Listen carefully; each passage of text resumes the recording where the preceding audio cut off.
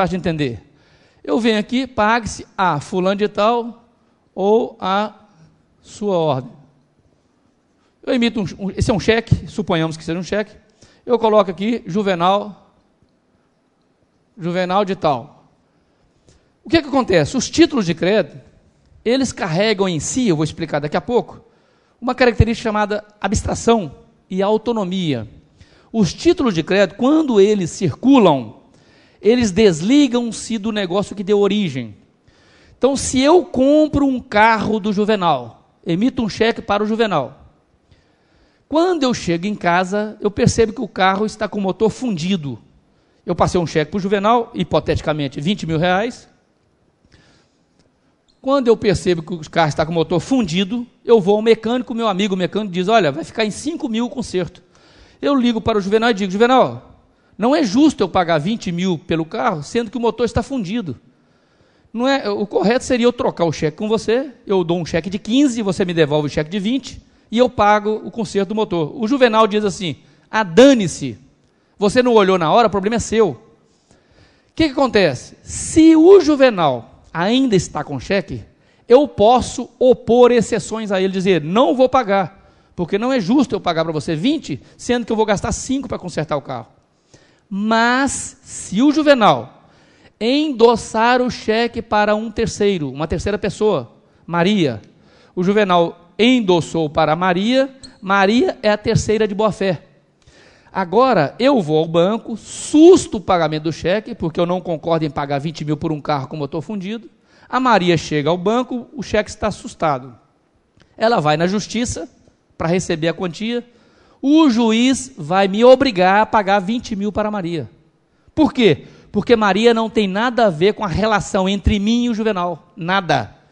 Quando o título circula, ele abstrai-se do negócio que deu origem. Eu não posso alegar o negócio que deu origem, a transação, para o terceiro de boa-fé. Esse é um princípio básico do título de crédito. Senão ninguém receberia título mais. Não tem sentido, isso é para dar garantia às pessoas. Título de crédito vem do latim crédito, credere. Credere quer dizer confiança. Olha, se não houvesse essa segurança, ninguém mais ia receber título algum. Não tem confiança nenhuma, eu não posso me garantir. Não, Maria, fica tranquila que você recebendo um cheque do Juvenal, você tem a segurança de receber esse título, mesmo que judicialmente. E Cabral não pode alegar perante Maria que foi um carro que ele comprou do Juvenal, etc e tal. Dane-se. O cheque desvinculou-se do negócio que deu origem. Isso chama a abstração, a autonomia do direito creditício. Essas duas características, a abstração e a autonomia, são duas características importantíssimas para o título de crédito. Toda vez que o título de crédito circula, ele adquire a abstração e a autonomia. Desliga-se do negócio que deu origem. Vou fazer uma brincadeira, só para você guardar. Um aluno meu me disse assim, o meu tio, toda vez que ele passa um cheque, ele escreve no verso o motivo, para que é o cheque? Supermercado, etc, etc. Falei, para quê? Porque uma vez a polícia chegou lá no Núcleo Bandeirante, lá em Brasília, e numa boca de fumo, pegou um cheque dele na boca de fumo. Falei, e daí? Porque ele foi chamado na delegacia. Eu falei, e daí? Porque o delegado, e daí? Se isso valesse algo, nós todos estaríamos lascados. Você já pensou, eu quero prejudicar o fulano, eu quero prejudicar você, você me passa um cheque seu, eu escrevo no verso, para comprar cocaína, pronto, acabei de vincular você, é verdade isso? Não é, isso é uma grande bobagem. Escrever o destino do cheque não significa absolutamente nada, não serve para nada, e não adianta em nada. Por quê? Se o cheque circulou, pode cair na mão de um traficante, ele é abstrato, está desligado do negócio que deu origem. Não precisa escrever destino de cheque, nem nota promissória, etc. Mas o direito sempre cria normas para um lado e para o outro. Eu tenho como me garantir. Veja bem, quando o Juvenal transferiu esse cheque para Maria, eu não poderia alegar perante Maria uma exceção, um negócio que deu origem. Mas, eu vou dar outro exemplo mais fácil. Você chegou no seu cursinho aí, e deu um cheque para o cursinho, um cheque pós-datado. Não existe cheque pré-datado. Nunca existiu, nem vai existir. No Brasil não existe, cambiariamente, bancariamente falando, nem pós-datado. Cheque é uma ordem de pagamento à vista. Mesmo que eu coloque data futura, o banco é obrigado a pagar agora, hoje. Não existe para o banco cheque pós-datado. Existe na Argentina, no Paraguai e no Uruguai. Cheque de pago diferido. Lá existe, aqui não. Mas quando você passa um cheque para pagamento futuro no Brasil, cheque pós-datado, datado para uma data posterior. O seu celular, quando você paga depois, é pós-pago. Quando paga antes, é pré-pago. Por que o cheque pago depois é pré? Se o cartão pago antes é pré, pago depois é pós. O brasileiro confunde as coisas. Se eu vou pagar o cheque depois, é pós, não é pré. Lembra do seu cartão de celular? Pré-pago, pagou antes. Pós-pago, paga depois. Cheque para pagar no futuro, pós-datado. Se eu passo um cheque pós-datado para o cursinho não cumpre o compromisso dele. Você chegou aqui para assistir a aula, chegou aí, assistir a aula, não tem aula. Pô, o cursinho descumpriu o compromisso dele. Você fica com raiva, vai ao banco e susta aquele cheque. O cursinho já endossou o cheque para um terceiro de boa-fé. Você vai ter que pagar o cheque de qualquer forma. É irrelevante se o cursinho cumpriu o compromisso dele ou não, porque o cheque desligou-se do negócio. Mas, se você vier aqui e colocar, pague-se a Juvenal de tal, não a sua ordem, pode riscar o ou, não é rasura, pode riscar o ou, não a sua ordem. Alguns doutrinadores dizem que você pode riscar ou a sua ordem, se quiser. Eu prefiro colocar não a sua ordem. Quando eu coloco o título não a sua ordem, eu estou dizendo juridicamente para o Juvenal: Juvenal, eu não autorizo que você passe esse cheque por endosso. Ah, então quer dizer que o título não a sua ordem não pode circular? Mentira, pode circular sim. Não obsta a circulação. Simplesmente, se o Juvenal assinar esse título passando para Maria, a partir de agora, eu posso opor exceções a Maria. O não à sua ordem retira a abstração e a autonomia. Não à sua ordem retira a abstração e a autonomia. Se eu chegar para Maria e falo, Maria, não vou pagar esse cheque, porque foi um carro que eu comprei do Juvenal e estava com o motor fundido. A Maria não tem como receber de mim. Eu não autorizei que o Juvenal passasse para Maria. E ele passou como cessão de crédito. A transferência de um título não à sua ordem dá-se por cessão de crédito. Nesse caso, a Maria só pode executar o Juvenal, que cedeu, chamado cedente. A Maria não pode executar o emitente. E este é o título não à sua ordem. Dos 4 que eu disse, ao portador, a ordem, nominativo e não a ordem, nominativo, a ordem ao portador, com certeza vão cair em prova do Banco do Brasil, Caixa, etc. O não à ordem não deve cair. Mas já que eu estou falando do assunto, é bom saber. Se cair, não surpreende ninguém. Não é muito utilizado na prática, as pessoas não sabem disso. Bom, seguindo no juridiquês, né, no termos de cartulários, se quiser colocar de novo a lâmina agora, a lâmina 10 traz 7 características dos títulos de crédito importantíssimas, sempre caem em concurso. São 7 características que vocês têm que saber. O CESP adora colocar isso em prova, Sesgran Rio. Quais são as características principais dos títulos de crédito, do cheque, nota promissória, letra de câmbio? Primeira, cartularidade. O que é a cartularidade? Quer dizer que o título de crédito tem que estar consubstanciado em um papel, cartolina, documento. O título tem que estar num documento. Lembra do conceito do Código Civil? Documento necessário ao exercício de um direito literal e autônomo. Documento necessário. Já pensou se eu chegasse no banco e dissesse assim, eu vim receber um cheque de 10 mil de um colega meu? O caixa diria, cadê o cheque? Não, é verbal, o cheque é verbal. Tem jeito? Tem cabimento? Não tem. Cartularidade quer dizer, papel tem que estar palpável, documentado. Circularidade quer dizer que os títulos circulam. A grande beleza do título, o motivo da criação do título é a circularidade. Ou seja, eles circulam como? Circulam por tradição, simples tradição, se estiverem ao portador, circulam por endosso em preto ou em branco, se tiver a ordem, e circulam por cessão de crédito quando está não a sua ordem, faça uma cessão de crédito.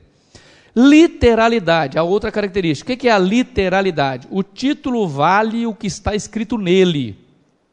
Não existe possibilidade de se colocar no título: pague-se a quantia a combinar. Não existe isso.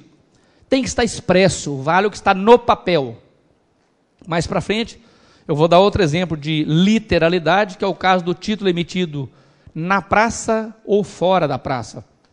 Se eu, estando em Brasília, se quiser voltar aqui, eu estando em Brasília, eu estando em Salvador, emito um cheque meu de Brasília, o meu cheque, o meu banco é de Brasília.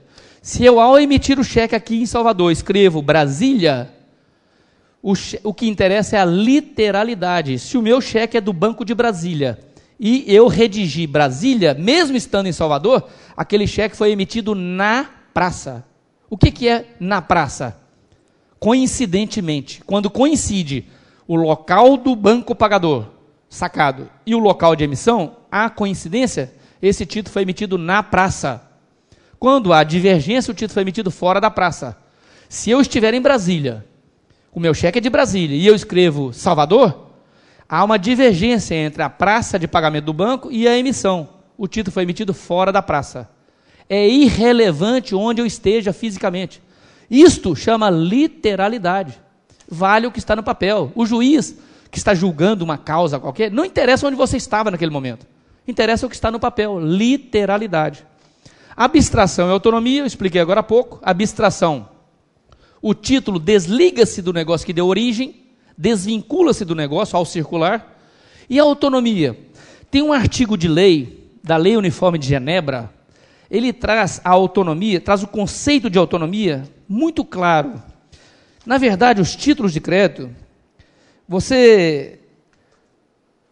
eu faço uma brincadeira às vezes, em sala de aula, eu gosto de fazer muita brincadeira porque são processos mnemônicos e você acaba guardando. Esses processos mnemônicos, você chega na prova e lembra da brincadeira. Mas eu digo assim, uma pessoa que assina um título de crédito, coloca a sua assinatura no título de crédito, só existem duas possibilidades dele não ser responsabilizado por aquele título. Uma, se ele for incapaz, civilmente incapaz. Se o seu filho de 9 anos assinar um título, não vale nada. Ou se ele assinar como procurador.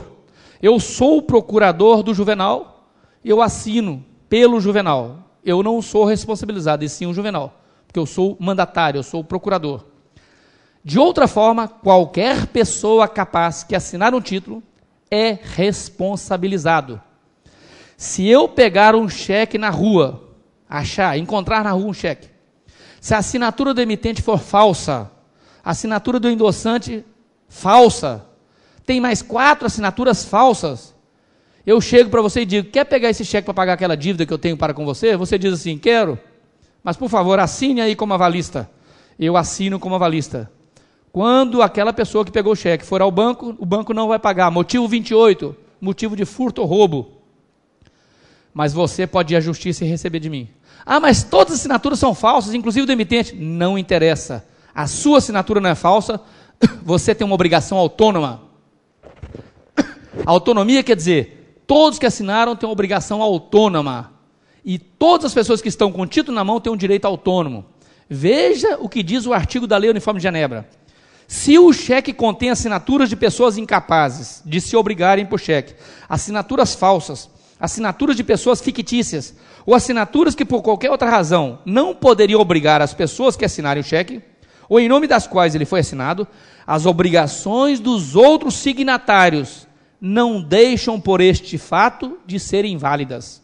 Ou seja, qualquer assinatura em um título é autonomamente responsável. Eu saí do Banco do Brasil em 97, formei em Direito, saí do Banco do Brasil, fui morar em Brasília, passei em 8 concursos, um deles gerente da Caixa. A Caixa Econômica abriu concurso para gerente direto. Foi a única vez que ela abriu concurso para gerente, o Ricardo também passou, conheci o Ricardo na Caixa. Nós fomos gerente da Caixa durante 2 anos, o Ricardo ainda é.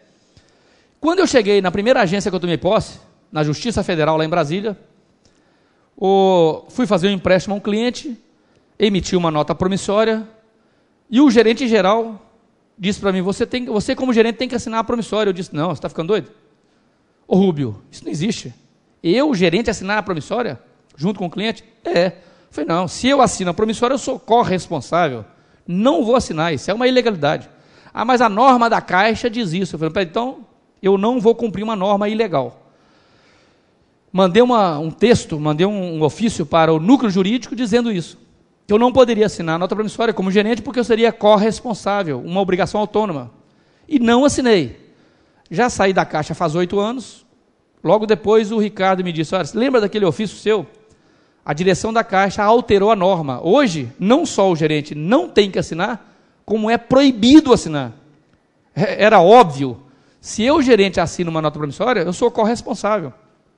Se o frentista do posto de gasolina, ao receber um cheque de um cliente, assina no verso, o frentista assinou no verso, se aquele cheque estivesse em fundo, o dono do posto pode executar o emitente e o frentista, ele é avalista. O frentista é avalista. Por isso, infelizmente, alguns postos de gasolina, alguns empresários, infelizmente, obrigam o seu frentista a assinar no verso, para ele ser responsabilizado. Portanto, você não deve colocar a sua assinatura em título de crédito, sob pena de responder autonomamente, independente do cheque ser roubado, furtado, assinatura falsa. Isso chama autonomia. A outra característica é a independência. O que é um título independente? Para o concurso. O cheque é um título independente, a nota promissória é independente, a letra de câmbio é independente. Esses 3 são independentes.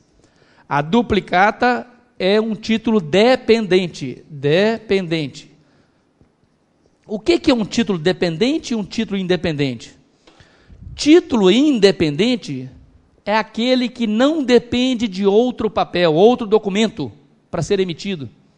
Para eu emitir um cheque para alguém, eu dependo de outro documento qualquer? Não. Eu quero doar para você R$2.000 e emito um cheque para você. Tem algum crime nisso? Não. Agora, se eu emitir uma duplicata contra você, se não tiver uma nota fiscal, é crime. Artigo 172 do Código Penal, de 6 meses a 2 anos de detenção e multa. Chama duplicata fria, é crime.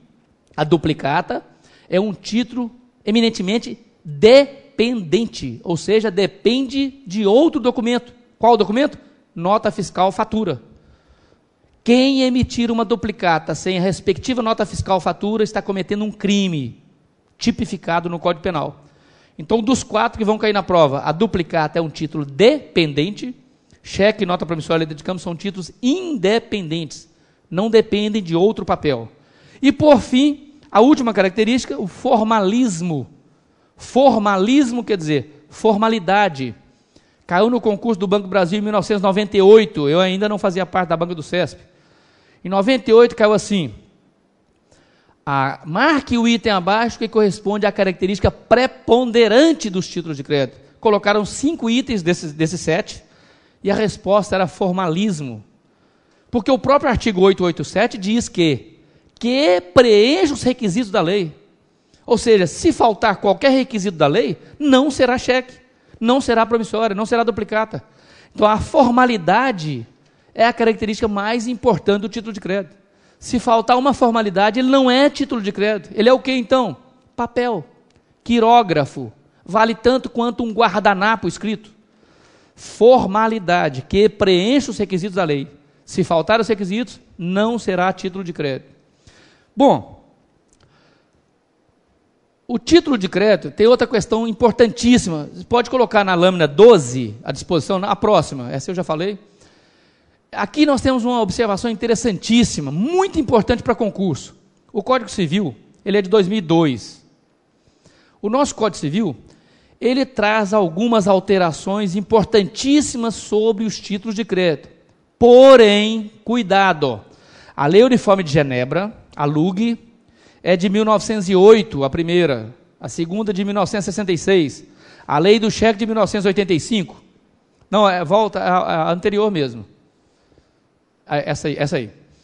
Então, olha só, quando o título de crédito, quando o Código Civil diz que não se admite aval parcial, o Código Civil traz uma norma, porém o próprio Código Civil diz, salvo disposição diversa em lei especial, regem-se os títulos de crédito pelo disposto nesse código. Veja bem, pode voltar para mim, por favor. Aqui, na Lei Uniforme de Genebra, de 1908, a segunda de 1966, é uma lei especial. A lei do cheque é uma lei especial, a lei da duplicata é uma lei especial, a lei 8.021, que eu falei agora, é uma lei especial. Todas as normas que regem os títulos de crédito, cheque, nota promissória, letra de câmbio duplicata, são leis especiais. Portanto, não vale o Código Civil para eles. As normas do Código Civil só valerão para os títulos caso a lei especial seja omissa. Se a lei especial for omissa, vale o Código Civil. Se a lei especial não for omissa, não vale o Código Civil. Guarde isso, porque daqui a pouco a gente vai falar de algumas omissões da lei especial e outras situações em que o Código Civil diz uma coisa e a lei especial diz outra, valendo então a lei especial. Bom, vamos seguir. A questão do e ou. Pode passar essa lâmina aí rapidamente para eles, 17, 13. A questão do e ou. O que me interessa saber isso para concurso? E/ou. Nós temos uma situação importantíssima que a gente vai verificar durante o curso, a responsabilidade das pessoas envolvidas em título de crédito. Lembrando, para quem chegou atrasado, chegou agora, nós estamos ainda no início, eu chamo de prolegômenos, inicial, termos cambiários, depois a gente vai entrar em cada título especificamente. O que é e, o que é ou? O e quer dizer que fulano 1 e fulano 2, cicrano 2, se eu digo que o título está sendo emitido para 1 e 2, quer dizer que eu estou emitindo para os dois em conjunto, e eles são não solidários. Não solidários. Para saber o que é solidário, fácil. Quando você abre uma conta corrente com sua esposa ou com seu marido, se a conta tem termo de solidariedade, quer dizer que cada um pode assinar sozinho, solidário. Isso aqui você vai precisar, na minha matéria e na matéria do Ricardo, abertura de conta corrente, movimentação de conta corrente. Quando a conta corrente, matéria do Ricardo, tem um termo de solidariedade, quer dizer que qualquer um pode assinar sozinho, solidariedade sozinho, macete para você guardar. Se a conta corrente é não solidária, não podem assinar sozinhos, é o ou, é o e. O e quer dizer não solidário. Então, por exemplo, eu tenho uma empresa, Opus Consultoria, nós somos sócios, eu e o Ricardo, e é não solidário.